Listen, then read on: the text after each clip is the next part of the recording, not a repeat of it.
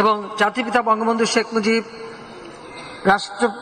রাষ্ট্রপতি সৈয়দ নজরুল ইসলাম, উপরাষ্ট্রপতি তাজউদ্দিন আহমেদ, প্রধানমন্ত্রী এবং মনসুর আলী কামরুজ্জামান সহ তারা মন্ত্রিপরিষদ গঠন করেন এবং সেখানেই স্বাধীনতার ঘোষণাপত্র পাঠ করা হয় এবং সেই ঘোষণাপত্রের উপরই আমাদের যুদ্ধ পরিচালনা করা হয়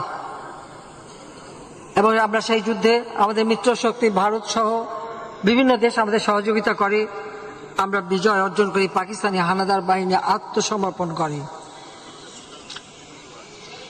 কাজে যারা জাতির পিতার নেতৃত্বে এই যুদ্ধ পরিচালনা করেছিলেন বা প্রথম গণপ্রজাতন্ত্রী বাংলাদেশ সরকারের মন্ত্রিসভায় ছিলেন, বেছে বেছে তাদেরকেই কিন্তু হত্যা করা হয়েছিল। প্রথমে রাষ্ট্রপতি জাতির পিতা বঙ্গবন্ধু শেখ মুজিবকে, আর তারপরে তার এই 4 জাতীয় নেতাকে। এরপরে তো হত্যাযজ্ঞ, গ্রেপ্তার এগুলি চলতেই থাকে। অর্থাৎ বাংলাদেশে যে হত্যা, ষড়যন্ত্রের রাজনীতিটা শুরু, যার ফলে এদেশের মানুষের ভাগ্য নিয়ে খেলা শুরু হয়। আমাদের যে মুক্তিযুদ্ধ, মূল লক্ষ্য, চেতনা, যে আদর্শ, একে একে তা ধ্বংস করা হয়। জয় বাংলা স্লোগান নিষিদ্ধ, 7ই মার্চের ভাষণ নিষিদ্ধ। জিয়াউর রহমান মুক্তিযোদ্ধা কথায় বলে, সে যদি সত্যিকার প্রকৃত মুক্তিযোদ্ধা হতো তাহলে জয় বাংলা স্লোগান তার আমলে নিষিদ্ধ হয় কেন? যে 7ই মার্চের ভাষণ এই বাঙালিকে উদ্বুদ্ধ করেছিল মুক্তিযুদ্ধে প্রস্তুতি নেবার জন্য, গেরিলা যুদ্ধের প্রস্তুতি নেবার জন্য, যে ভাষণ আজকে সারা বিশ্বে আন্তর্জাতিক প্রামাণ্য দলিলে স্থান পেয়েছে, ইউনেস্কো কর্তৃক জাতিসংঘ স্বীকৃতি দিয়েছে, ওই ভাষণও নিষিদ্ধ করে দিয়েছিল। কাজে এরা যে স্বাধীনতার সম্পূর্ণ চেতনাটাকে নষ্ট করতে চেয়েছিল, লাখো শহীদের আত্মত্যাগকে এরা অস্বীকার করতে চেয়েছিল। এমনকি জাতির পিতাকে হত্যার পর বাংলাদেশের নামটাও পরিবর্তন করেছিল, কিন্তু দেশের মানুষ সেটা মেনে নেয়নি। কিন্তু রেডিও বা টেলিভিশন বা সবকিছু নাম কিন্তু পরিবর্তন করে সেই পাকিস্তানি কায়দায় নাম রাখা হয়েছিল, যা আমরা আওয়ামী লীগ সরকার এসে সেগুলি আবার নতুন বা সংশোধন করে, যেটা স্বাধীনতার পর করা হয়েছিল, আমরা সেইভাবে করি। কাজে এই কথা মনে রাখতে হবে যে আজকে যে বিএনপি, অগ্নি সন্ত্রাস, তাদের যে বিভৎস চেহারা, তারা যে পিটিয়ে পিটিয়ে পুলিশ হত্যা করে,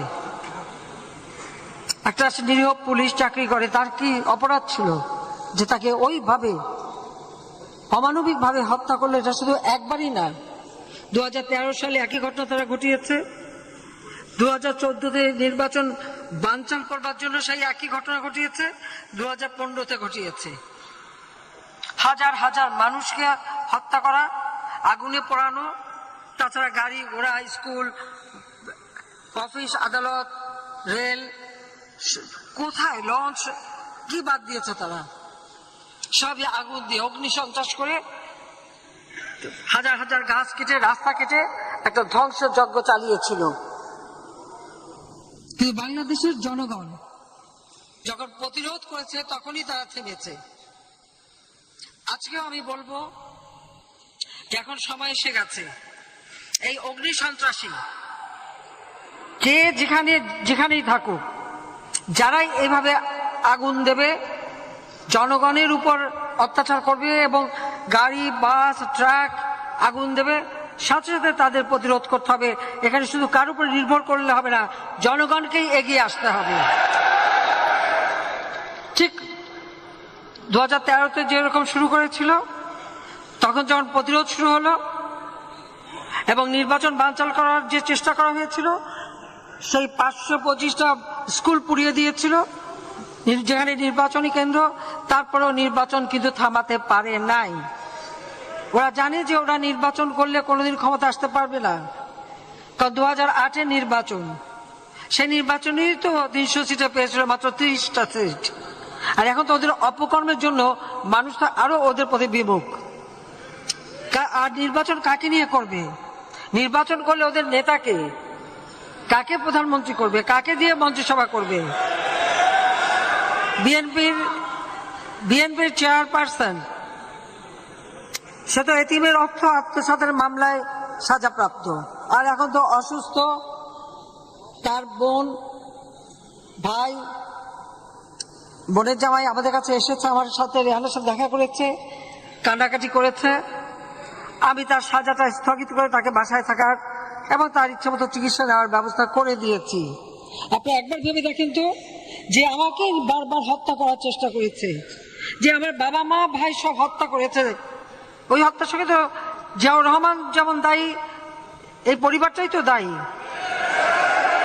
এমনকি ছেলে মারা গেছে, আমি গেলাম সহানুভূতি দেখাতে, আমাকে দরজা বন্ধ করে দিল, আমাকে ঢুকতে দিল না।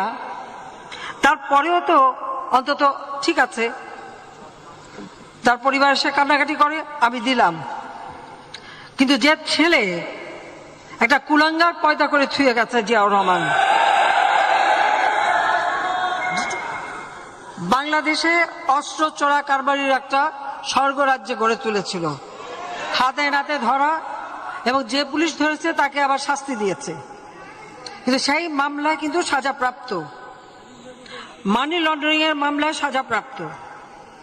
এবং এই মানি লন্ডারিং এর তথ্য কিন্তু এটা কিন্তু বিদেশি গোয়েন্দা সংস্থার কাছ থেকে পাওয়া, আর এবং আমেরিকা থেকে FBI, ওদের যে গোয়েন্দা সংস্থা, তারা এসে কিন্তু তারেকের বিরুদ্ধে সাক্ষী দিয়ে যায়। সেই সাক্ষীতে কিন্তু তার সাজা হয়েছে। 21শে আগস্ট গ্রেনেড হামলা, এটা তো প্রত্যক্ষভাবে যে জড়িত, এতে তো কোনো সন্দেহ নেই। কারণ তার আগে তো খালেদা জিয়া বক্তৃতাই দিয়েছে যে শেখ হাসিনা প্রধানমন্ত্রী তো দূরের কথা, বিরোধী দলের নেতাও হতে পারবে না। এই ভবিষ্যৎবাণীটা কিভাবে করেছিল সে? আওয়ামী লীগ 100 বছরও ক্ষমতায় যেতে পারবে না, এই ছিল খালেদা জিয়ার ভবিষ্যৎবাণী।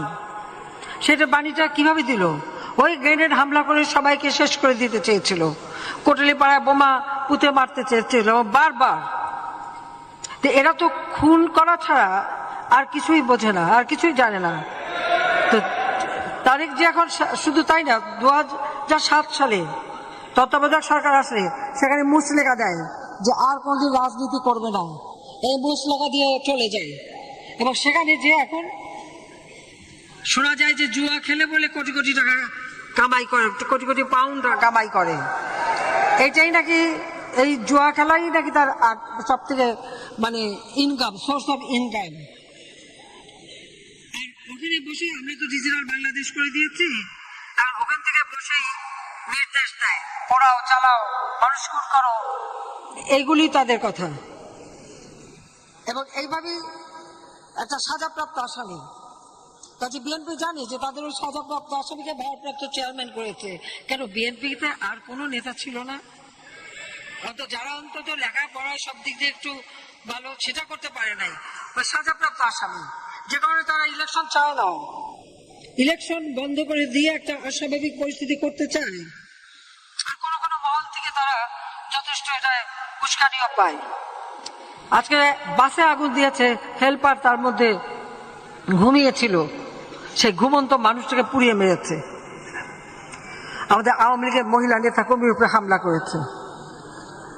আমরা তাদের সেই চেহারা 2001-এর পরেও দেখেছি, কিভাবে এই হত্যাকাণ্ড তারা চালানো।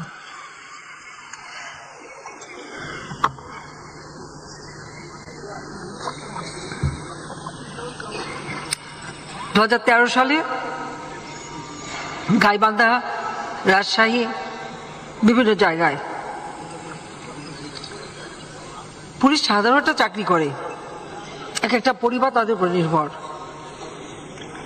তারা তো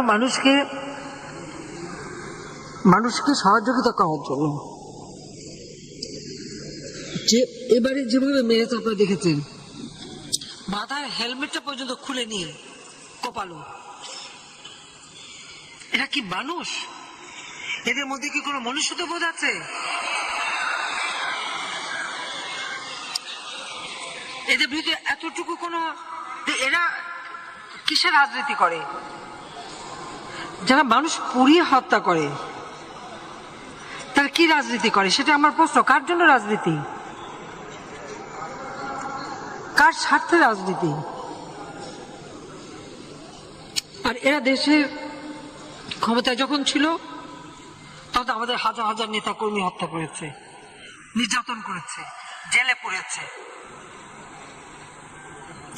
আমরা তারপরেও জনগণের সমর্থন নিয়ে সরকার এসেছি। আমরা যা ওয়াদা দিই আমরা ওয়াদা রাখি। আমরা দিয়েছিলাম দিন বদলের সনদ। 2021 সালের মধ্যে বাংলাদেশ উন্নয়নশীল দেশের মর্যাদা পেয়েছে। আজকে আমরা উন্নয়নশীল দেশ হিসেবে দেশকে গড়ে তুলব। খালেদা যে বলেছে 100 বছরও ক্ষমতা আসতে পারবে না, তারপরে ঠিকই তো আমরা ক্ষমতা এসেছি, এবং এক টানা এই তৃতীয় দফা, আর তার আগে 5 বছর যখনই এসেছি বাংলাদেশের উন্নয়নই হয়েছে, মানুষের উন্নয়ন হয়েছে, সাধারণ মানুষ, গ্রামের মানুষ, তাদের উন্নয়ন হয়েছে। যে বাংলাদেশ কোথায় ছিল? প্রত্যেকটা উৎপাদন, মাছ, মাংস, ডিম, মুরগি থেকে শুরু করে সবকিছুর উৎপাদন, তরি তরকারি, সবজি এবং চাল সবই তো বেড়েছে। তাহলে কিসের অভাব হবে? অর্থাৎ এগুলি পিছনে কারা আছে? রেখে দেবে কিন্তু বাজারে আনবে না, না এনে দাম বাড়িয়ে সরকারের বিরুদ্ধে কথা বলবে। এটাই তারা করে যাচ্ছে। এই জন্য আমি আমাদের রাজনৈতিক নেতৃবৃন্দ তাদেরকে বলবো, যেই ধরনের কারা হোর্ডিং করে, তারা মালপত্র থাকা সত্ত্বেও বাজারে না এনে জনগণের পকেট কাটার চেষ্টা করে, এদেরকেও খুঁজে বের করতে হবে এবং তাদের প্রতি ব্যবস্থা নিতে হবে। উৎপাদন এতটুকু কমেনি, সেটা আলু বলেন, পেঁয়াজ বলেন, চাল বলেন, ডাল বলেন, সবই কিন্তু আমরা উৎপাদন বাড়িয়েছি। আর যেগুলি আমাদের দেশে উৎপাদন হয় না, আজকে সারা বিশ্বব্যাপী ইউক্রেন যুদ্ধ, সারা বিশ্বব্যাপী যে অবস্থা সৃষ্টি, তার ফলে সব জায়গায় জিনিসের দাম বেড়ে গেছে। সেই অতিরিক্ত দাম দিয়েই কিন্তু আমরা কিনে নিয়ে আসছি, কিন্তু সেটা মানুষের কাছে পৌঁছাবে না কেন? সেটাই আমার প্রশ্ন। তার উপরে এদের এই জুলুম অত্যাচার এখন আবার অবরোধ দিয়েছে।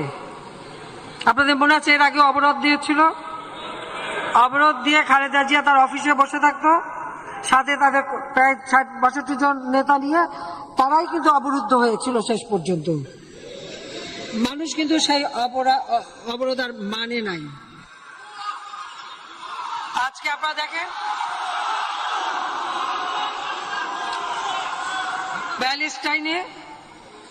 প্যালেস্টাইনে আজ সেখানে কি হচ্ছে?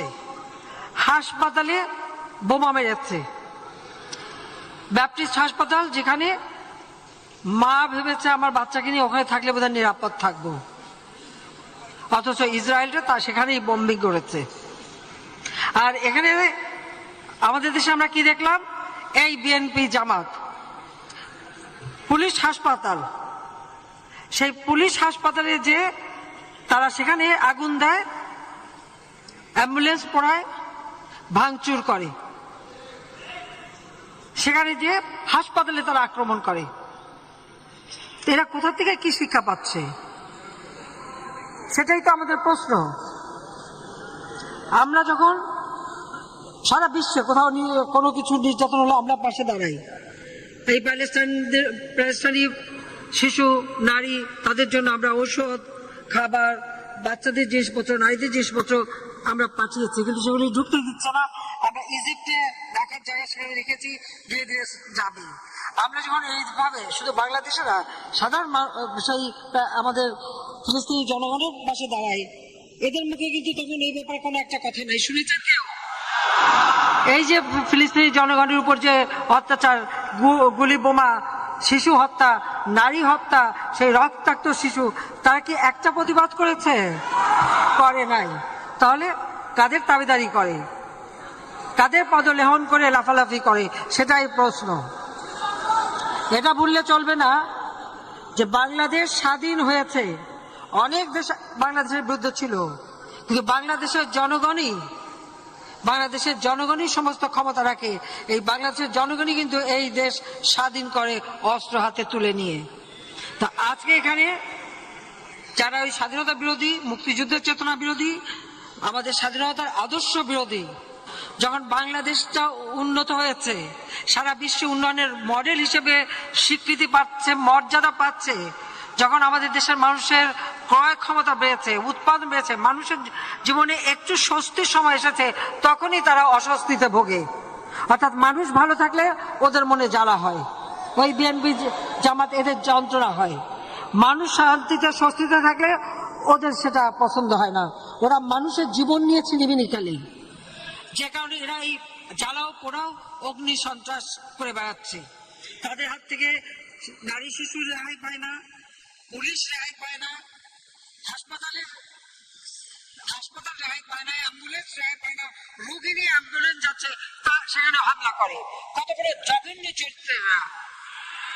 তার উপর আবার ওদের যুবদলের এক নেতা আবার বুকে প্রেস লিখে যে আগুন দিচ্ছে, হ্যাঁ, মানুষকে মানে বোকা বানাবার চেষ্টা। কাজে ওদের ওই ভাওতাবাজি, এই সন্ত্রাস, এগুলির বিরুদ্ধে আমাদের প্রতিবাদ করতে হবে, এবং সর্বস্তরের মানুষকে নিয়ে, কারণ আমরা জনগণের শক্তিতে বিশ্বাস করি। আজকে আমরা 4 নেতাকে হারিয়েছি, জাতির পিতাকে হারিয়েছি, আমি তো আমার পরিবার সব হারিয়েছি, কিন্তু একটা কারণই তো আমাদের রাজনীতি, যে আদর্শ নিয়ে এই দেশ স্বাধীন হয়েছে। তারা ভেবেছিল 15 আগস্ট যাতে সোনামুখ ঘটিয়ে সেখান থেকে বাংলাদেশকে আবার বিচ্যুত করবে। আজকে সেটা পারে নাই। আজকে বাংলাদেশ উঠে এসেছে সারা বিশ্বটা মর্যাদার আসন নিয়ে, মুক্তিযুদ্ধের চেতনা নিয়ে, সেটাকেই তারা ধ্বংস করতে চায়। সেই জন্যই আওয়ামী লীগের নেতা কর্মী যে যেখানে আছে, আমাদের সমস্ত সহযোগী সংগঠন, সবাইকে যার যার এলাকা সকলেই এমনভাবে আপনাদের সংগঠিত হতে হবে যেন ওই অবরোধ আর অগ্নি সন্ত্রাস করার জন্য একটাও পার না পায়। আর যদি কোনোটা ধরা পড়ে হাতে নাতে যে আগুন দিচ্ছে, ওইটা ধরে শাসনে ওই আগুনেই তারে ফেলতে হবে, আর হাত পড়াই দিতে হবে। ওই হাত, যে হাত দিয়ে আগুন দেবে ওই হাতই পোড়াতে হবে, তাহলেই তারা সিধা হবে, তা নাহলে এরা সিধা হবে না। কারণ যে যেমন তেমন করতে হয়, যেমন কুকুর তেমন মুকুট দিতে হয়, তখন ওদের শিক্ষা হবে। আর সেই সাথে আমি বলবো, আজকে ভাতের অধিকার নিশ্চিত করেছি। বাংলাদেশ আজকে উন্নয়নশীল দেশ, এই উন্নয়নশীল দেশ হিসেবে যেন বাংলাদেশ এগিয়ে যেতে পারে, আমাদের যে নেতাদের আমরা হারিয়েছি তাদের কাছে আমাদের এটাই ওয়াদা যে আপনাদের জীবন নিয়ে গেছে শক্তি, কিন্তু যে বাংলাদেশ আজকে জাতির পিতা রেখে গেছেন, আজকে জাতীয় 4 নেতা, আমরা এটুকুই বলবো যে এই আদর্শ নিয়েই বাংলাদেশ গড়ে উঠবে। ওই সমস্ত দুষ্কৃতিকারী কয়েকজনের লাফালাফিতে এই দেশে কখনো নির্বাচনে বানচাল করতে পারবে না, এই দেশের মানুষের ভাগ্য নিয়ে ছিনিমিনি খেলতে দেয়া হবে না। আমার অনুরোধ থাকবে, সামনে নির্বাচন, এই নির্বাচনে নানাভাবে গোলমাল করার চেষ্টা করবে। আওয়ামী লীগের প্রত্যেকটা নেতা কর্মীকে ঐক্যবদ্ধ থাকতে হবে, এবং মানুষের ভোটের অধিকার যা অনেক সংগ্রামের মধ্য দিয়ে আমরা আদায় করেছি, সেই অধিকার যাতে নিশ্চিত থাকে, মানুষ যেন তার ভোট শান্তিপূর্ণভাবে দিতে পারে, সেই পরিবেশ রাখতে হবে। কাজে যে সিদ্ধান্ত দেব সেই সিদ্ধান্ত মানতে হবে। আর এখন এই অগ্নি সন্ত্রাসীদের বিরুদ্ধে প্রত্যেক প্রতিরোধ গড়ে তুলতে হবে, প্রত্যেক এলাকায়, শুধু এই ঢাকা শহর বলে নয়, যেখানে যেখানে তারা এই ধরনের অগ্নি সন্ত্রাস করবে, সেই এলাকায় কত বিএনপি আছে খুঁজে বের করতে হবে, বা জামাতে খুঁজে বের করতে হবে, ওগুলিকে ধরিয়ে দিতে হবে। আর মানুষের যানবাহন যেন ক্ষতি করতে না পারে, তাদেরকে সুরক্ষা দিতে হবে। এটাই আওয়ামী লীগের দায়িত্ব। কারণ আমাদের আর কিছু নাই, আমাদের কোনো মুরব্বী নাই, আমাদের আছে বাংলাদেশের জনগণ। সেই জনগণ নিয়েই আমাদের চলতে হবে। শুধু তাই না, আমাদের অনেক হাজার হাজার নেতা কর্মী যারা এই সংগ্রাম করতে গিয়ে জীবন দিয়েছে, নির্যাতিত হয়েছে, এখনো আগুনে পড়ে যে মানুষগুলি কষ্ট পাচ্ছে, তাদের কথা স্মরণে রেখে শপথ নিয়ে জনগণের ভোটের অধিকার নিশ্চিত করে সুষ্ঠু নির্বাচন করে গণতান্ত্রিক ধারা অব্যাহত রাখতে হবে, যাতে করে এই দেশের অগ্রযাত্রা আর কেউ ব্যাহত করতে না পারে। সেটাই আপনাদেরকে আজকে মনে রাখতে হবে, যে অনেক ঘাত প্রতিঘাতের মধ্য দিয়ে আজকে দেশের মানুষের আমরা উন্নতি করতে পেরেছি। এই উন্নতিটা আমাদের ধরে রাখা দরকার। এই মুহূর্তে একটি গুরুত্বপূর্ণ খবরের দিকে নজর রাখবো, যেটা সূত্র মারফত জানা যাচ্ছে যে 48 ঘন্টার মধ্যে ভারত ছাড়তে পারেন শেখ হাসিনা। আপনাদের জানিয়ে রাখি, 48 ঘন্টার মধ্যে ভারত ছেড়ে যেতে পারেন শেখ হাসিনা। তিনি ছাড়তে পারেন ভারত, তিনি ভারতে রয়েছেন এই মুহূর্তে। কারাগার সব থেকে সুরক্ষিত জায়গা, আর সেই কারাগারে ঢুকে নির্মমভাবে হত্যাকাণ্ড চালায়। জাতির পিতা বঙ্গবন্ধু শেখ মুজিবুর রহমান সে 48 সাল থেকে মাতৃভাষায় কথা বলার অধিকার আদায়ের আন্দোলনের যে সূচনা করেছিলেন, তারই পথ বেয়ে জাতির পিতার নেতৃত্বে আমরা স্বাধীনতা অর্জন করি। জাতির পিতা বঙ্গবন্ধু শেখ মুজিবের প্রতি আমি শ্রদ্ধা জানাচ্ছি। তার নির্দেশে যারা সেই সময় মুক্তিযুদ্ধ পরিচালনা করেন, কারণ স্বাধীনতা অর্জন হঠাৎ করে হয় না, দীর্ঘ 24 বছর 23 বছরের সংগ্রাম এবং 9 মাসের মুক্তিযুদ্ধের মধ্য দিয়েই কিন্তু আমাদের বিজয় অর্জন। কিন্তু তার জন্য অনেক সংগ্রাম, অনেক রক্তত্যাগ আমাদের করতে হয়েছে। জাতির পিতা বঙ্গবন্ধু শেখ মুজিব 25শে মার্চ পাকিস্তানি হানাদার বাহিনী যখন গণহত্যা শুরু করে, ঠিক তখনই স্বাধীনতা ঘোষণা দিয়ে সেই 7ই মার্চের ভাষণে যেটা বলেছিলেন যে যার যা কিছু আছে তাই নিয়ে শত্রু মোকাবেলা করতে হবে। এবং 7ই মার্চের ভাষণে এবারের সংগ্রাম আমাদের মুক্তির সংগ্রাম, এবারের সংগ্রাম স্বাধীনতার সংগ্রাম যে ঘোষণা দিয়েছিলেন, এবং সেই নির্দেশনা মেনেই এদেশের মানুষ অস্ত্র তুলে নেয়। 25শে মার্চ গণহত্যা চালাবার সাথে সাথেই জাতির পিতা সেই স্বাধীনতার বার্তা পৌঁছে যায় সমগ্র বাংলাদেশে। এবং এই জাতীয় 4 নেতা সহ আওয়ামী লীগের সকল নেতাদেরকে তিনি নির্দেশ দিয়েছিলেন বিভিন্ন এলাকায় ছড়িয়ে পড়তে এবং যুদ্ধ পরিচালনা করতে। এবং সেই যুদ্ধ পরিচালনা করেই আমরা বিজয় পেয়েছিলাম। আমাদের দুর্ভাগ্য যে 15ই আগস্ট জাতির পিতাকে নির্মমভাবে হত্যা করে। আর এই হত্যার পরেই কারাগারে 3রা নভেম্বর জাতীয় 4 নেতাকে হত্যা করে। এই হত্যার পিছনে যেমন খুনি মোস্তাক চক্রান্তকারী, আর খুনি মোস্তাকের মূল শক্তি ছিল জিয়াউর রহমান, যে সেনাবাহিনীতে উপসেনা প্রধান হিসেবে যাকে নিয়ে আসা হয়েছিল, রাখা হয়েছিল, সেই ছিল এই ষড়যন্ত্রের সঙ্গে সম্পূর্ণভাবে সম্পৃক্ত। এবং 15ই আগস্টের পরে মোস্তাক কিন্তু বেশি দিন আর টিকতে পারেনি, এরপর জিয়াই ক্ষমতায় চলে আসে।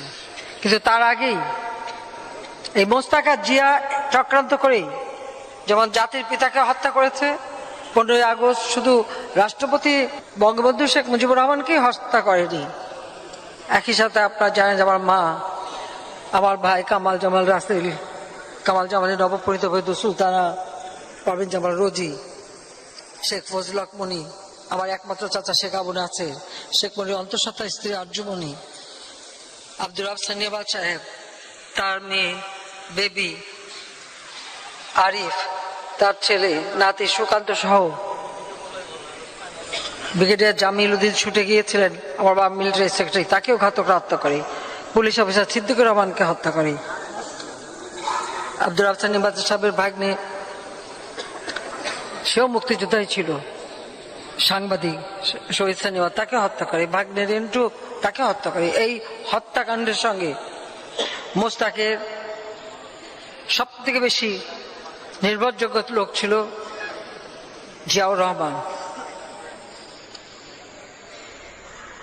একটা সেনা অভ্যুত্থান হয়েছিল 15 আগস্টের হত্যাকাণ্ডের পরে। সেই সময় জিয়াউর রহমানের পরিকল্পনায় এবং মোস্তাক তখন নিজেকে রাষ্ট্রপতি ঘোষণা দিয়েছে, এরা মিলেই জেলখানার এই হত্যাকাণ্ডটা চালিয়েছিল। জেল গেটে সাধারণত কেউ ঢুকতে পারে না, কিন্তু রাষ্ট্রপতি যখন হুকুম দেয় তখন তারা গেট খুলতে বাধ্য হয়েছিল। এবং আসলে তারা বলেছিল আলোচনা করবে, এই আলোচনার কথা বলেই কিন্তু তারা ঢোকে। এই হত্যাকাণ্ডের পরেই কিন্তু মোশতাক কিন্তু আর থাকতে পারেনি। এরপরে কিন্তু জিয়াই চলে আসে ক্ষমতায়, এবং জিয়া ক্ষমতায় আসার পর সেনাবাহিনীর হাজার হাজার অফিসার, সৈনিক এবং মুক্তিযোদ্ধা, বিশেষ করে যারা, তাদেরকে নির্মমভাবে হত্যা করে। বিমান বাহিনীর 500-র উপর অফিসার এবং বিমান বাহিনীর কর্মকর্তাকে হত্যা করে। সেই পরিবারগুলি অনেকে তো লাশও খুঁজে পায়নি, জানতেও পায়নি কি অপরাধ ছিল তাদের। বিচারের নামে প্রহসন, হয়তো বিচার হচ্ছে শুনলো, কিন্তু রায়ের আগেই ফাঁসি। একই দিনে 10 জন করে ফাঁসিও দেওয়া হয়েছে ঢাকা কেন্দ্রীয় কারাগারে। এই হত্যাযজ্ঞ চালানো, এটাই ছিল তাদের কাজ। এই জাতীয় 4 নেতা, যারা জাতির পিতার নেতৃত্বে যুদ্ধ পরিচালনা করেন, এপ্রিল মাসের 10 তারিখে আমাদের যারা নির্বাচিত জনপ্রতিনিধি, তখন প্রাদেশিক পরিষদ এবং জাতীয় পরিষদ, এই সকল সদস্যরা মিলে গণপ্রজাতন্ত্রী বাংলাদেশ সরকার গঠন করে। 17 এপ্রিল মুজিবনগরে শপথ নেয় এবং জাতিপিতা বঙ্গবন্ধু শেখ মুজিব, রাষ্ট্রপতি সৈয়দ নজরুল ইসলাম, উপরাষ্ট্রপতি তাজউদ্দিন আহমেদ, প্রধানমন্ত্রী এবং মনসুর আলী কামরুজ্জামান সহ তারা মন্ত্রিপরিষদ গঠন করেন, এবং সেখানেই স্বাধীনতার ঘোষণাপত্র পাঠ করা হয়। এবং সেই ঘোষণাপত্রের উপরই আমাদের যুদ্ধ পরিচালনা করা হয়, এবং আমরা সেই যুদ্ধে আমাদের মিত্র শক্তি ভারত সহ বিভিন্ন দেশ আমাদের সহযোগিতা করে। আমরা বিজয় অর্জন করি, পাকিস্তানি হানাদার বাহিনী আত্মসমর্পণ করে। কাজে যারা জাতির পিতার নেতৃত্বে এই যুদ্ধ পরিচালনা করেছিলেন, বা প্রথম গণপ্রজাতন্ত্রী বাংলাদেশ সরকারের মন্ত্রিসভায় ছিলেন, বেঁচে বেঁচে তাদেরকেই কিন্তু হত্যা করা হয়েছিল। প্রথমে রাষ্ট্রপতি জাতির পিতা বঙ্গবন্ধু শেখ মুজিবকে, আর তারপরে তার এই 4 জাতীয় নেতাকে। এরপরে তো হত্যাযজ্ঞ, গ্রেপ্তার, এগুলি চলতেই থাকে। অর্থাৎ বাংলাদেশে যে হত্যা, ষড়যন্ত্রের রাজনীতিটা শুরু, যার ফলে এদেশের মানুষের ভাগ্য নিয়ে খেলা শুরু হয়। আমাদের যে মুক্তিযুদ্ধ, মূল লক্ষ্য, চেতনা, যে আদর্শ, একে একে তা ধ্বংস করা হয়। জয় বাংলা স্লোগান নিষিদ্ধ, 7ই মার্চের ভাষণ নিষিদ্ধ। জিয়াউর রহমান মুক্তিযোদ্ধা কথায় বলে, সে যদি সত্যিকার প্রকৃত মুক্তিযোদ্ধা হতো, তাহলে জয় বাংলা স্লোগান তার আমলে নিষিদ্ধ হয় কেন? যে 7ই মার্চের ভাষণ এই বাঙালিকে উদ্বুদ্ধ করেছিল মুক্তিযুদ্ধে প্রস্তুতি নেবার জন্য, গেরিলা যুদ্ধের প্রস্তুতি নেবার জন্য, যে ভাষণ আজকে সারা বিশ্বে আন্তর্জাতিক প্রামাণ্য দলিলে স্থান পেয়েছে, ইউনেস্কো কর্তৃক জাতিসংঘ স্বীকৃতি দিয়েছে, ওই ভাষণও নিষিদ্ধ করে দিয়েছিল। কাজে এরা যে স্বাধীনতার সম্পূর্ণ চেতনাটাকে নষ্ট করতে চেয়েছিল, লাখো শহীদের আত্মত্যাগকে এরা অস্বীকার করতে চেয়েছিল। এমনকি জাতির পিতাকে হত্যার পর বাংলাদেশের নামটাও পরিবর্তন করেছিল, কিন্তু দেশের মানুষ সেটা মেনে নেয়নি। কিন্তু রেডিও বা টেলিভিশন বা সবকিছু নাম কিন্তু পরিবর্তন করে সেই পাকিস্তানি কায়দায় নাম রাখা হয়েছিল, যা আমরা আওয়ামী লীগ সরকার এসে সেগুলি আবার নতুন বা সংশোধন করে, যেটা স্বাধীনতার পর করা হয়েছিল, আমরা সেইভাবে করি। কাজে এই কথা মনে রাখতে হবে যে আজকে যে বিএনপি, অগ্নি সন্ত্রাস, তাদের যে বিভৎস চেহারা, তারা যে পিটিয়ে পিটিয়ে পুলিশ হত্যা করে, একটা নিরীহ পুলিশ চাকরি করে, তার কি অপরাধ ছিল যে তাকে ওইভাবে অমানবিক ভাবে হত্যা করলো? এটা শুধু একবারই না, 2013 সালে একই ঘটনা তারা ঘটিয়েছে, 2014-তে নির্বাচন বানচাল করবার জন্য সেই একই ঘটনা ঘটিয়েছে, 2015-তে ঘটিয়েছে। হাজার হাজার মানুষকে হত্যা করা, আগুনে পোড়ানো, তাছাড়া গাড়ি ঘোড়া, স্কুল, অফিস, আদালত, রেল, কোথায় লঞ্চ, কি বাদ দিয়েছে তারা? সবই আগুন দিয়ে অগ্নি সন্ত্রাস করে হাজার হাজার গাছ কেটে রাস্তা কেটে একটা ধ্বংসের যজ্ঞ চালিয়েছিল। কিন্তু বাংলাদেশের জনগণ যখন প্রতিরোধ করেছে তখনই তারা থেমেছে। আজকেও আমি বলবো যে এখন সময় এসে গেছে এই অগ্নি সন্ত্রাসী কে যেখানেই থাকুক, যারাই এইভাবে আগুন দেবে, জনগণের উপর অত্যাচার করবে এবং গাড়ি বাস ট্রাক আগুন দেবে, সাথে সাথে তাদের প্রতিরোধ করতে হবে। এখানে শুধু কার উপর নির্ভর করলে হবে না, জনগণকেই এগিয়ে আসতে হবে। ঠিক 2013-তে যেরকম শুরু করেছিল, তখন যখন প্রতিরোধ শুরু হলো এবং নির্বাচন বানচাল করার যে চেষ্টা করা হয়েছিল, সেই 525টা স্কুল পুড়িয়ে দিয়েছিল যেখানে নির্বাচনী কেন্দ্র, তারপরেও নির্বাচন কিন্তু থামাতে পারে নাই। ওরা জানে যে ওরা নির্বাচন করলে কোনোদিন ক্ষমতা আসতে পারবে না। তো 2008-এর নির্বাচন, সেই নির্বাচনেই তো 300 সিটে পেয়েছিল, মাত্র 30টা সিট। আর এখন তো ওদের অপকর্মের জন্য মানুষ তো আরো ওদের প্রতি বিমুখ। আর নির্বাচন কাকে নিয়ে করবে? নির্বাচন করলে ওদের নেতাকে, কাকে প্রধানমন্ত্রী করবে, কাকে দিয়ে মন্ত্রিসভা করবে?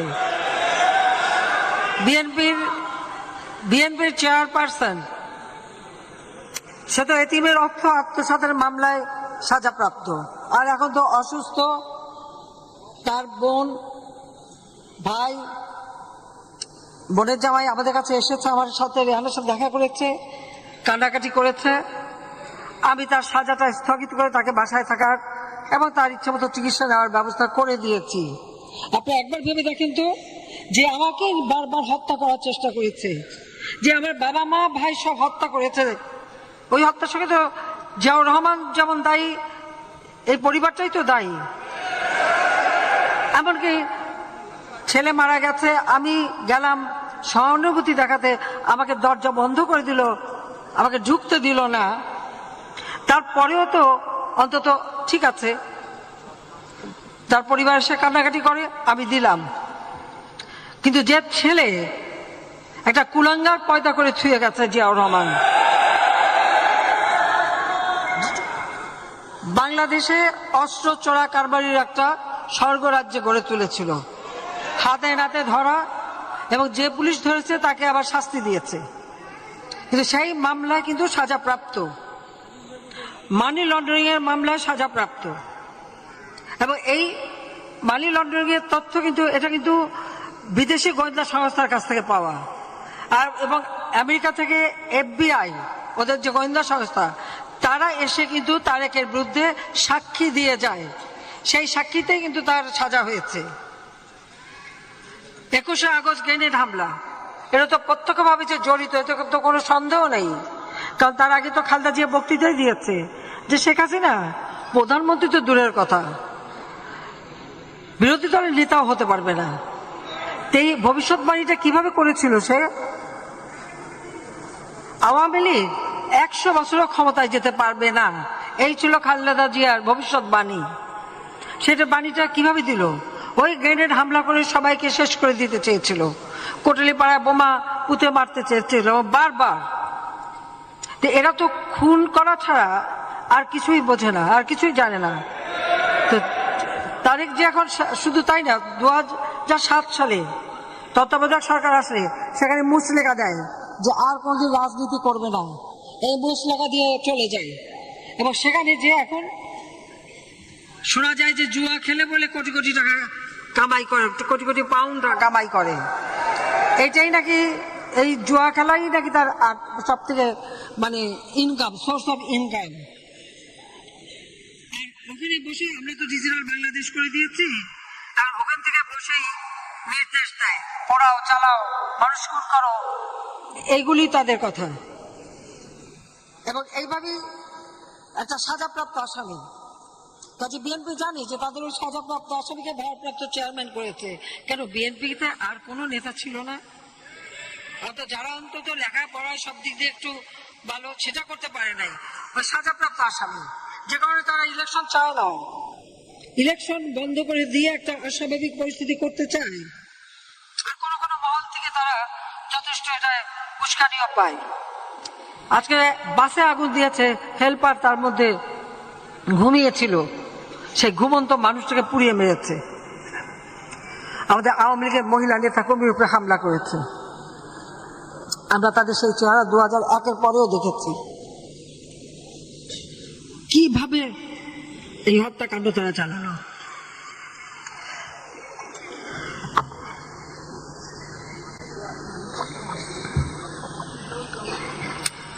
2013 সালে গাইবান্ধা, রাজশাহী, বিভিন্ন জায়গায় পুলিশ সাধারণ একটা চাকরি করে, এক একটা পরিবার তাদের উপর নির্ভর। তারা তো মানুষকে সহযোগিতা করার জন্য যে এবারে যেভাবে মেরেছে আপনারা দেখেছেন, মাথার হেলমেটটা পর্যন্ত খুলে নিয়ে কোপালো। এরা কি মানুষ? এদের মধ্যে কি কোনো মনুষ্যত্ব বোধ আছে?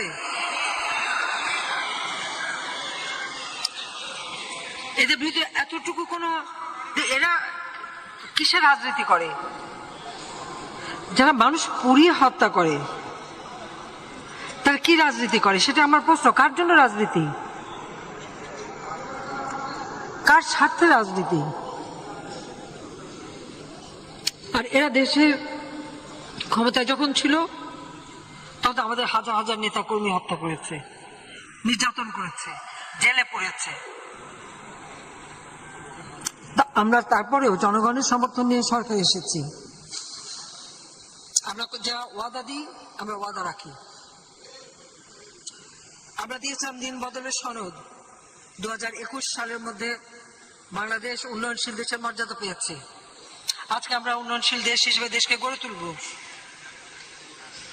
খালেদা যে বলেছে 100 বছরও ক্ষমতা আসতে পারবে না, তারপরে ঠিকই তো আমরা ক্ষমতা এসেছি।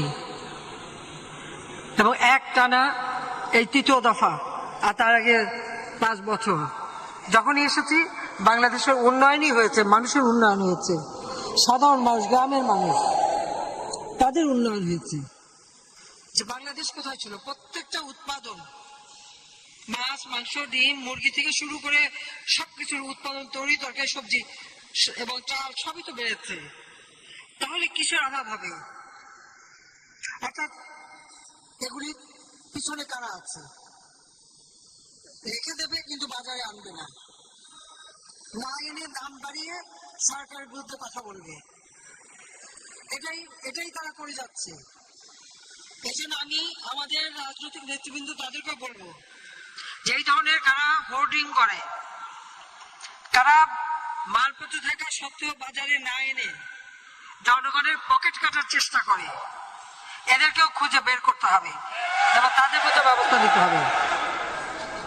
উৎপাদন এতটুকু কমেনি, সেটা আলু বলেন, পেঁয়াজ বলেন, চাল বলেন, ডাল বলেন, সবই কিন্তু আমরা উৎপাদন বাড়িয়েছি। আর যেগুলি আমাদের দেশে উৎপাদন হয় না, আজকে সারা বিশ্বব্যাপী ইউক্রেন যুদ্ধ, সারা বিশ্বব্যাপী যে অবস্থা সৃষ্টি, তার ফলে সব জায়গায় জিনিসের দাম বেড়ে গেছে। সেই অতিরিক্ত দাম দিয়েই কিন্তু আমরা কিনে নিয়ে আসছি, কিন্তু সেটা মানুষের কাছে পৌঁছাবে না কেন? সেটা আমার প্রশ্ন। তার উপরে এদের এই জুলুম অত্যাচার এখন আবার অবরোধ দিয়েছে। আপনাদের মনে আছে এর আগে অবরোধ দিয়েছিল? অবরোধ দিয়ে খালেদা জিয়া তার অফিসে বসে থাকতো, সাথে তাদের প্রায় 60-62 জন নেতা নিয়ে, তারাই কিন্তু অবরুদ্ধ হয়েছিল শেষ পর্যন্ত। মানুষ কিন্তু সেই অবরোধ আর মানে নাই। আজকে আপনারা দেখেন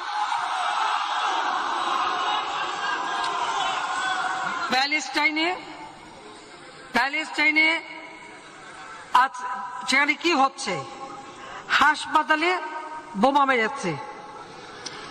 ব্যাপটিস্ট হাসপাতাল, যেখানে মা ভেবেছে আমার বাচ্চাকে নিয়ে ওখানে থাকলে বোধহয় নিরাপদ থাকবো, অথচ ইসরায়েলটা তা সেখানেই বোম্বিং করেছে। আর এখানে আমাদের দেশে আমরা কি দেখলাম? এই বিএনপি জামাত পুলিশ হাসপাতাল, সেই পুলিশ হাসপাতালে যে তারা সেখানে আগুন দেয়, অ্যাম্বুলেন্স পোড়ায়, ভাঙচুর করে।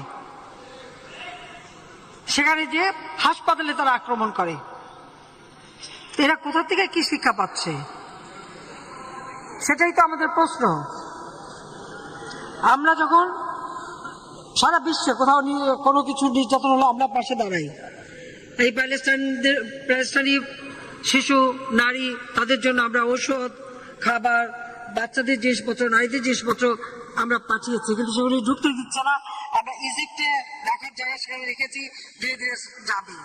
আমরা যখন এইভাবে শুধু বাংলাদেশেরা সাধারণ সেই আমাদের ফিলিস্তিনি জনগণের পাশে দাঁড়াই, এদের মুখে কিন্তু তখন এই ব্যাপারে কোনো একটা কথা নাই। শুনেছেন কেউ এই যে ফিলিস্তিনি জনগণের উপর যে অত্যাচার, গুলি বোমা, শিশু হত্যা, নারী হত্যা, সেই রক্তাক্ত শিশু, তারা কি একটা প্রতিবাদ করেছে? করে নাই। তাহলে কাদের দাবিদারি করে, কাদের পদলেহন করে লাফালাফি করে, সেটাই প্রশ্ন। এটা বললে চলবে না যে বাংলাদেশ স্বাধীন হয়েছে, অনেক দেশ বাংলাদেশের বিরুদ্ধে ছিল, কিন্তু বাংলাদেশের জনগণই সমস্ত ক্ষমতা রাখে। এই বাংলাদেশের জনগণই কিন্তু এই দেশ স্বাধীন করে অস্ত্র হাতে তুলে নিয়ে। তা আজকে এখানে যারা ওই স্বাধীনতা বিরোধী, মুক্তিযুদ্ধের চেতনা বিরোধী, আমাদের স্বাধীনতার আদর্শ বিরোধী, যখন বাংলাদেশটা উন্নত হয়েছে, সারা বিশ্বে উন্নয়নের মডেল হিসেবে স্বীকৃতি পাচ্ছে, মর্যাদা পাচ্ছে, যখন আমাদের দেশের মানুষের ক্রয় ক্ষমতা বেড়েছে, উৎপাদন বেড়েছে, মানুষের জীবনে একটু স্বস্তির সময় এসেছে, তখনই তারা অস্বস্তিতে ভোগে। অর্থাৎ মানুষ ভালো থাকলে ওদের মনে জ্বালা হয়, ওই বিএনপি জামাত এদের যন্ত্রণা হয়। মানুষ শান্তিতে স্বস্তিতে থাকলে ওদের সেটা পছন্দ হয় না। ওরা মানুষের জীবন নিয়ে ছিনিমিনি খেলে, যে কারণে এরা এই জ্বালাও পোড়াও অগ্নি সন্ত্রাস করে বেড়াচ্ছে। তাদের হাত থেকে নারী শিশু রেহাই পায় না, পুলিশ রেহাই পায় না, হাসপাতাল রেহাই পায় না, অ্যাম্বুলেন্স রেহাই পায় না। রোগী নিয়ে অ্যাম্বুলেন্স যাচ্ছে, তা সেখানে হামলা করে। কত বড় জঘন্য চরিত্র এরা। তার উপর আবার ওদের যুব দলের এক নেতা আবার বুকে প্রেস লিখে যে আগুন দিচ্ছে। হ্যাঁ, মানুষকে মানে বোকা বানাবার চেষ্টা। কাজে ওদের ওই ভাওতাবাজি, এই সন্ত্রাস, এগুলির বিরুদ্ধে আমাদের প্রতিবাদ করতে হবে, এবং সর্বস্তরের মানুষকে নিয়ে, কারণ আমরা জনগণের শক্তিতে বিশ্বাস করি। আজকে আমরা 4 নেতাকে হারিয়েছি, জাতির পিতাকে হারিয়েছি, আমি তো আমার পরিবার সব হারিয়েছি, কিন্তু একটা কারণই তো আমাদের রাজনীতি, যে আদর্শ নিয়ে এই দেশ স্বাধীন হয়েছে। তারা ভেবেছিল 15 আগস্ট একটা সোনার ঘটিয়ে সেখান থেকে বাংলাদেশকে আবার বিচ্যুত করবে।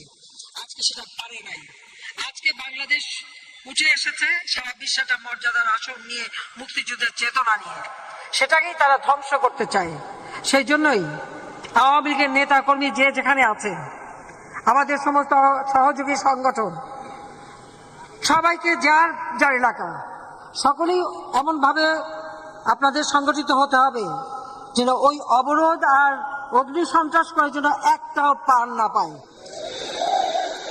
আর যদি কোনোটা ধরা পড়ে হাতে নাতে যে আগুন দিচ্ছে, ওইটা ধরে শাসনে ওই আগুনেই তারে ফেলতে হবে, আর হাত পড়াতে হবে। ওই হাত, যে হাত দিয়ে আগুন দেবে ওই হাতই পোড়াতে হবে, তাহলেই তারা সিধা হবে, তা নাহলে এরা সিধা হবে না।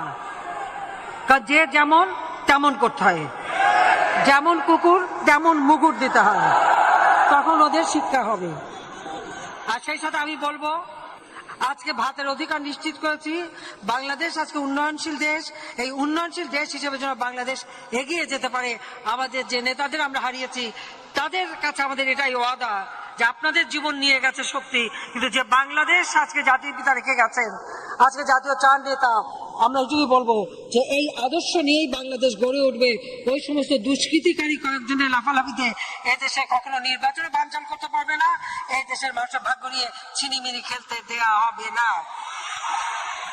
আমার অনুরোধ থাকবে, সামনে নির্বাচন, এই নির্বাচনে নানাভাবে গোলমাল করার চেষ্টা করবে। আওয়ামী লীগের প্রত্যেকটা নেতা কর্মীকে ঐক্যবদ্ধ থাকতে হবে, এবং মানুষের ভোটের অধিকার যা অনেক সংগ্রামের মধ্য দিয়ে আমরা আদায় করেছি, সেই অধিকার যাতে নিশ্চিত থাকে, মানুষ যেন তার ভোট শান্তিপূর্ণভাবে দিতে পারে, সেই পরিবেশ রাখতে হবে। কাজে যে সিদ্ধান্ত দেব সেই সিদ্ধান্ত মানতে হবে। আর এখন এই অগ্নি সন্ত্রাসীদের বিরুদ্ধে প্রত্যেক প্রতিরোধ গড়ে তুলতে হবে, প্রত্যেক এলাকায়, শুধু এই ঢাকা শহর বলে না, যেখানে যেখানে তারা এই ধরনের অগ্নি সন্ত্রাস করবে সেই এলাকায় কত বিএনপি আছে খুঁজে বের করতে হবে, জামাতে খুঁজে বের করতে হবে, ওগুলিকে ধরিয়ে দিতে হবে। আর মানুষের যানবাহন যেন ক্ষতি করতে না পারে তাদেরকে সুরক্ষা দিতে হবে। এটাই আওয়ামী লীগের দায়িত্ব। কারণ আমাদের আর কিছু নাই, আমাদের কোনো মুরব্বী নাই, আমাদের আছে বাংলাদেশের জনগণ। সেই জনগণ নিয়েই আমাদের চলতে হবে। শুধু তাই না, আমাদের অনেক হাজার হাজার নেতা কর্মী যারা এই সংগ্রাম করতে গিয়ে জীবন দিয়েছে, নির্যাতিত হয়েছে, এখনো আগুনে পড়ে যে মানুষগুলি কষ্ট পাচ্ছে, তাদের কথা স্মরণে রেখে শপথ নিয়ে জনগণের ভোটের অধিকার নিশ্চিত করে সুষ্ঠু নির্বাচন করে গণতান্ত্রিক ধারা অব্যাহত রাখতে হবে, যাতে করে এই দেশের অগ্রযাত্রা আর কেউ ব্যাহত করতে না পারে। সেটাই আপনাদেরকে আজকে মনে রাখতে হবে যে অনেক ঘাত প্রতিঘাতের মধ্য দিয়ে আজকে দেশের মানুষের আমরা উন্নতি করতে পেরেছি। এই উন্নতিটা আমাদের ধরে রাখা দরকার। এই মুহূর্তে একটি গুরুত্বপূর্ণ খবরের দিকে নজর রাখবো, যেটা সূত্র মারফত জানা যাচ্ছে যে 48 ঘন্টার মধ্যে ভারত ছাড়তে পারেন শেখ হাসিনা। আপনাদের জানিয়ে রাখি, 48 ঘন্টার মধ্যে ভারত ছেড়ে যেতে পারেন শেখ হাসিনা। তিনি ছাড়তে পারেন ভারত, তিনি ভারতে রয়েছেন এই মুহূর্তে। কারাগার সব থেকে সুরক্ষিত জায়গা, আর সেই কারাগারে ঢুকে নির্মমভাবে হত্যাকাণ্ড চালায়। জাতির পিতা বঙ্গবন্ধু শেখ মুজিবুর রহমান সেই 48 সাল থেকে মাতৃভাষায় কথা বলার অধিকার আদায়ের আন্দোলনের যে সূচনা করেছিলেন, তারই পথ বেয়ে জাতির পিতার নেতৃত্বে আমরা স্বাধীনতা অর্জন করি। জাতির পিতা বঙ্গবন্ধু শেখ মুজিবের প্রতি আমি শ্রদ্ধা জানাচ্ছি। তার নির্দেশে যারা সেই সময় মুক্তিযুদ্ধ পরিচালনা করেন, কারণ স্বাধীনতা অর্জন হঠাৎ করে হয় না, দীর্ঘ 24 বছর 23 বছরের সংগ্রাম এবং 9 মাসের মুক্তিযুদ্ধের মধ্য দিয়েই কিন্তু আমাদের বিজয় অর্জন।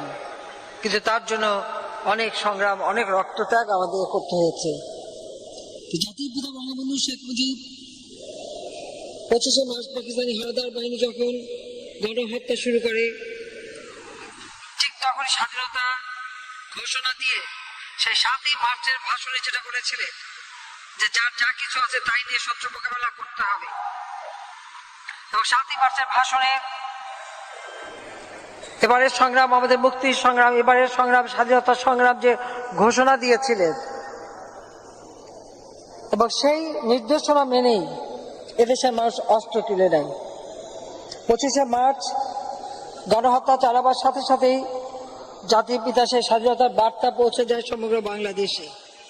এবং এই জাতীয় 4 নেতা সহ আওয়ামী লীগের সকল নেতাদেরকে তিনি নির্দেশ দিয়েছিলেন বিভিন্ন এলাকায় ছড়িয়ে পড়তে এবং যুদ্ধ পরিচালনা করতে। এবং সেই যুদ্ধ পরিচালনা করেই আমরা বিজয় পেয়েছিলাম। আমাদের দুর্ভাগ্য যে 15ই আগস্ট জাতির পিতাকে নির্মমভাবে হত্যা করে। আর এই হত্যার পরেই কারাগারে 3রা নভেম্বর জাতীয় 4 নেতাকে হত্যা করে। এই হত্যার পিছনে যেমন খুনি মোস্তাক চক্রান্তকারী, আর খুনি মোস্তাকের মূল শক্তি ছিল জিয়াউর রহমান, যে সেনাবাহিনীতে উপসেনা প্রধান হিসেবে যাকে নিয়ে আসা হয়েছিল, রাখা হয়েছিল, সেই ছিল এই ষড়যন্ত্রের সঙ্গে সম্পূর্ণভাবে সম্পৃক্ত। এবং 15ই আগস্টের পরে মোস্তাক কিন্তু বেশি দিন আর টিকতে পারেনি, এরপর জিয়াই ক্ষমতায় চলে আসে। কিন্তু তার আগেই এই মোস্তাক আর জিয়া চক্রান্ত করেই যেমন জাতির পিতাকে হত্যা করেছে, 15ই আগস্ট শুধু রাষ্ট্রপতি বঙ্গবন্ধু শেখ মুজিবুর রহমানকেই হত্যা করেনি, একই সাথে আপনারা জানেন যে আমার মা, আমার ভাই কামাল জামাল রাসেল, কামাল জামালের নবপরিণীত বৈধ সুলতানা, পারভিন জামাল রোজি, শেখ ফজল হক মনি, আমার একমাত্র চাচা শেখ আবু নাসের, শেখ মনির অন্তঃসত্ত্বা স্ত্রী আরজুমনি, আব্দুর রব সানিয়াবাদ সাহেব, তার মেয়ে বেবি আরিফ, তার ছেলে নাতি সুকান্ত সহ ব্রিগেডিয়ার জামিল উদ্দিন ছুটে গিয়েছিলেন আমার বাবা মিলিটারি সেক্রেটারি, তাকেও ঘাতকরা হত্যা করে। পুলিশ অফিসার সিদ্দিকুর রহমানকে হত্যা করে। আব্দুর আফসান নিবাজ সাহেবের ভাগ্নে, সেও মুক্তিযোদ্ধাই ছিল, সাংবাদিক শহীদ সানিওয়া, তাকে হত্যা করে। ভাগ্নে রেন্টু, তাকে হত্যা করে। এই হত্যাকাণ্ডের সঙ্গে মোস্তাকের সব থেকে বেশি নির্ভরযোগ্য লোক ছিল জিয়াউর রহমান। একটা সেনা অভ্যুত্থান হয়েছিল 15 আগস্টের হত্যাকাণ্ডের পরে। সেই সময় জিয়াউর রহমানের পরিকল্পনায় এবং মোস্তাক তখন নিজেকে রাষ্ট্রপতি ঘোষণা দিয়েছে, তো এরা মিলেই জেলখানার এই হত্যাকাণ্ডটা চালিয়েছিল। জেল গেটে সাধারণত কেউ ঢুকতে পারে না, কিন্তু রাষ্ট্রপতি যখন হুকুম দেয় তখন তারা গেট খুলতে বাধ্য হয়েছিল এবং আসলে তারা বলেছিল আলোচনা করবে। এই আলোচনার কথা বলেই কিন্তু তারা ঢোকে। এই হত্যাকাণ্ডের পরেই কিন্তু মোস্তাক কিন্তু আর থাকতে পারেনি। এরপরে কিন্তু জিয়াই চলে আসে ক্ষমতায়, এবং জিয়া ক্ষমতায় আসার পর সেনাবাহিনীর হাজার হাজার অফিসার, সৈনিক এবং মুক্তিযোদ্ধা, বিশেষ করে যারা, তাদেরকে নির্মমভাবে হত্যা করে। বিমান বাহিনীর 500-র উপর অফিসার এবং বিমান বাহিনীর কর্মকর্তাকে হত্যা করে। সেই পরিবারগুলি অনেকে তো লাশও খুঁজে পায়নি, জানতেও পায়নি কি অপরাধ ছিল তাদের। বিচারের নামে প্রহসন, হয়তো বিচার হচ্ছে শুনলো, কিন্তু রায়ের আগেই ফাঁসি। একই দিনে 10 জন করে ফাঁসিও দেওয়া হয়েছে ঢাকা কেন্দ্রীয় কারাগারে।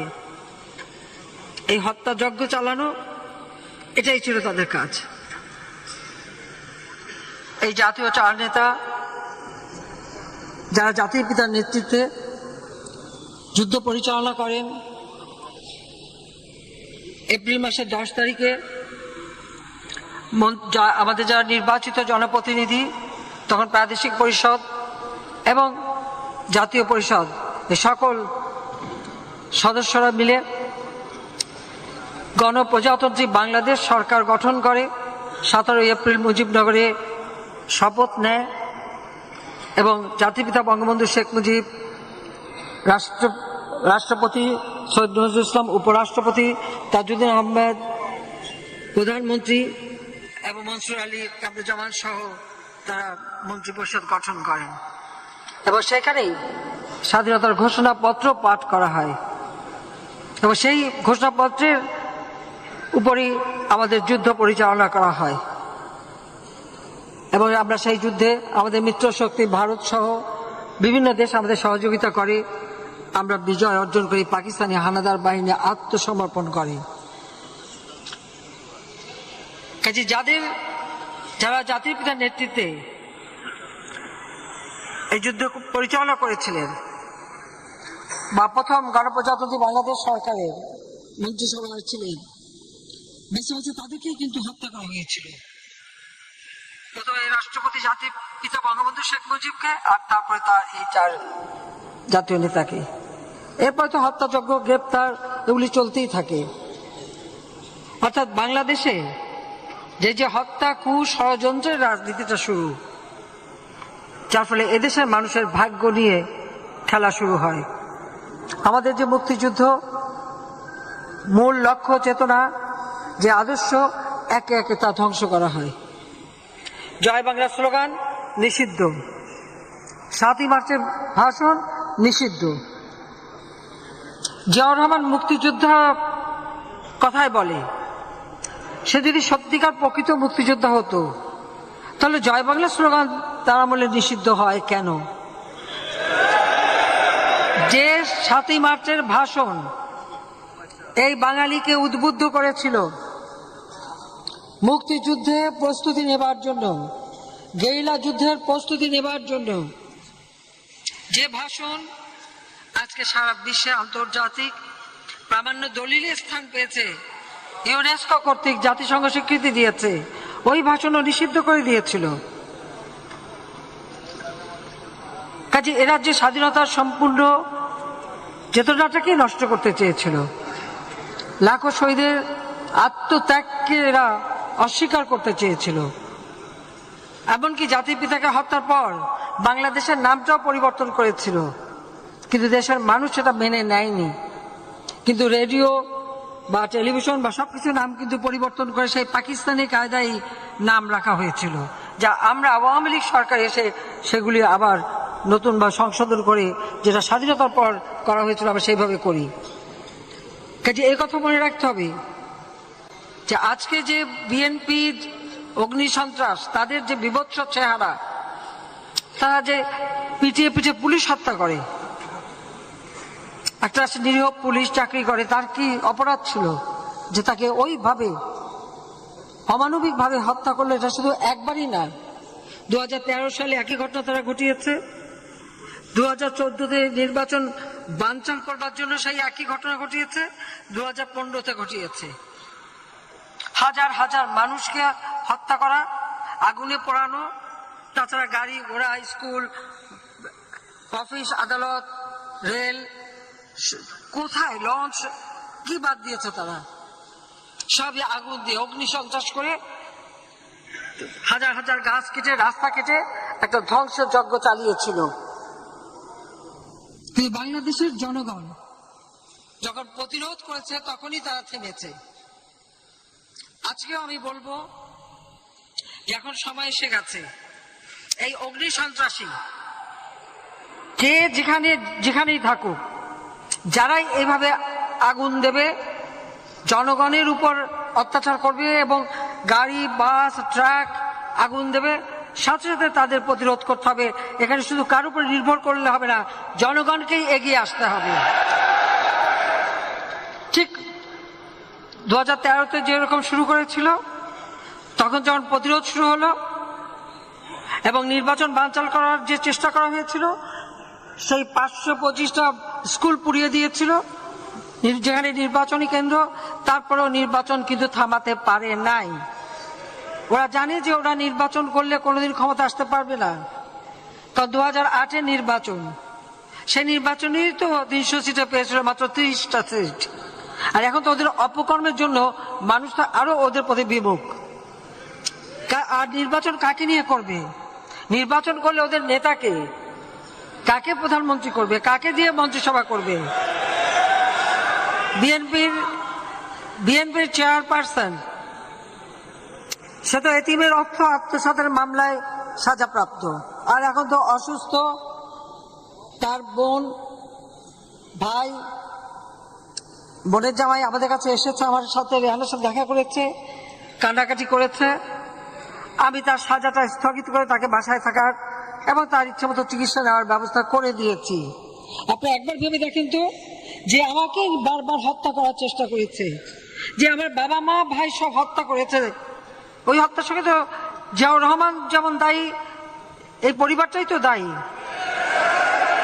এমনকি ছেলে মারা গেছে, আমি গেলাম সহানুভূতি দেখাতে, আমাকে দরজা বন্ধ করে দিল, আমাকে ঢুকতে দিল না। তারপরেও তো অন্তত ঠিক আছে, তার পরিবার এসে কান্নাকাটি করে, আমি দিলাম। কিন্তু যে ছেলে একটা কুলাঙ্গার পয়দা করে ছুঁয়ে গেছে জিয়াউর রহমান, বাংলাদেশে অস্ত্র চোরা কারবারির একটা স্বর্গরাজ্যে গড়ে তুলেছিল, হাতে নাতে ধরা, এবং যে পুলিশ ধরেছে তাকে আবার শাস্তি দিয়েছে। কিন্তু সেই মামলায় কিন্তু সাজাপ্রাপ্ত, মানি লন্ডারিং এর মামলায় সাজাপ্রাপ্ত। এবং এই মানি লন্ডারিং এর তথ্য কিন্তু এটা কিন্তু বিদেশি গোয়েন্দা সংস্থার কাছ থেকে পাওয়া, আর এবং আমেরিকা থেকে FBI, ওদের যে গোয়েন্দা সংস্থা, তারা এসে কিন্তু তারেকের বিরুদ্ধে সাক্ষী দিয়ে যায়। সেই সাক্ষীতে কিন্তু তার সাজা হয়েছে। 21শে আগস্ট গ্রেনেড হামলা, এটা তো প্রত্যক্ষভাবে যে জড়িত, এতে তো কোনো সন্দেহ নেই, কারণ তার আগে তো খালেদা জিয়া বক্তৃতাই দিয়েছে যে শেখ হাসিনা প্রধানমন্ত্রী তো দূরের কথা, বিরোধী দলের নেতাও হতে পারবে না। এই ভবিষ্যৎবাণীটা কিভাবে করেছিল সে? আওয়ামী লীগ 100 বছরও ক্ষমতায় যেতে পারবে না, এই ছিল খালেদা জিয়ার ভবিষ্যৎবাণী। সেটা বাণীটা কিভাবে দিল? ওই গ্রেনেড হামলা করে সবাইকে শেষ করে দিতে চেয়েছিল, কোটালীপাড়ায় বোমা পুঁতে মারতে চেয়েছিল বারবার। এরা তো খুন করা ছাড়া আর কিছুই বোঝে না, আর কিছুই জানে না। তো তারেক যে এখন শুধু তাই না, 2007 সালে তত্ত্বাবধায়ক সরকার আসলে সেখানে মুচলেখা দেয় যে আর কোনদিন রাজনীতি করবে না, এই মুচলেখা দিয়ে চলে যায়। এবং সেখানে যে এখন শোনা যায় যে জুয়া খেলে বলে কোটি কোটি টাকা কামাই করে, কোটি কোটি পাউন্ড কামাই করে। এটাই নাকি, এই জুয়া খেলাই নাকি তার সবথেকে